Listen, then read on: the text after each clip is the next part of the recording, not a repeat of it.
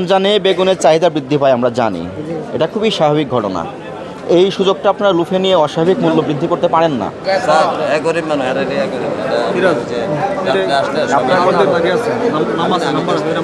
এখানে কি করেন আপনি? ভাতিজা পাট্টারে ব্যবসা করেন? না। তো এইগুলো আমরা বোঝানোর আগে আপনি ওনার চাচা হয়ে আপনাকে বোঝান নাই কেন? আমি রাত্রে আসছি, এখন তো আপনি বসেছিলেন, এখনই কেন বলেন?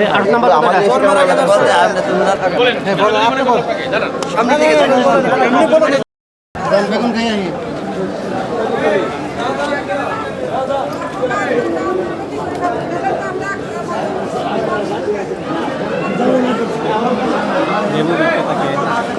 জরিমানা করা হয়েছে, এগুলো আমরা ব্যাপারীর কাছে কিনা বিক্রি করি, যে আরে কিনা হয় আরে বিক্রি করা হয়, বুঝলেন?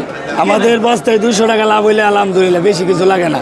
এগুলো মুকাম হয় মানে দাম বেশি, মুকামের থেকে যে আরে কিনা হয় লেবু, তার জন্য স্যারে মানে যাচাই করছে, বুঝছেন?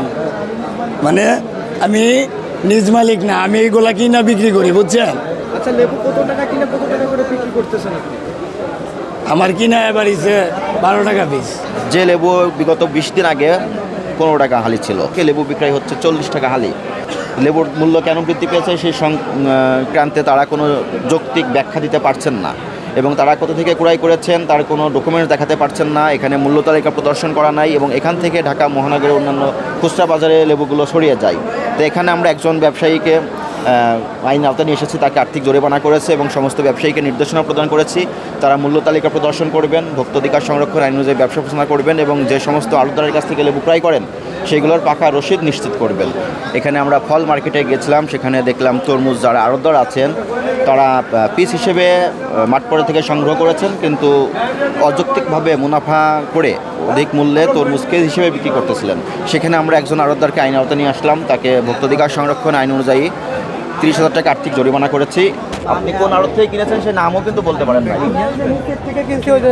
আমি তো বাবা নিউজ রিপোর্ট তো চিনি না, আমি তো ব্যবসার নাম বলতে হবে, প্রতিষ্ঠানের নাম বলতে হবে। মাল কেনে তাদের কাছে তো আমি কিনছি, এই জন্য আমাদের ওই পণ্য তালিকার ব্যাপারটা মানে ই করে, কিন্তু মানে এই পর্যন্ত তো হয়নি।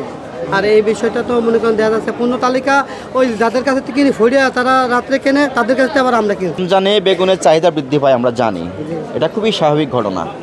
এই সুযোগটা আপনারা লুফে নিয়ে অস্বাভাবিক মূল্য বৃদ্ধি করতে পারেন না, ঠিক আছে?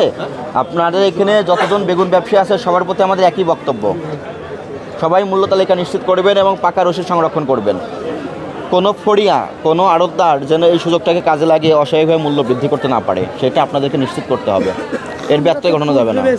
আপনার দায়িত্বটুকু আপনি করেন, আপনি একজন খুচরা ব্যবসায়ী হিসেবে আপনার যেটুকু দায়িত্ব আছে সেটুকু আপনি পালন করেন।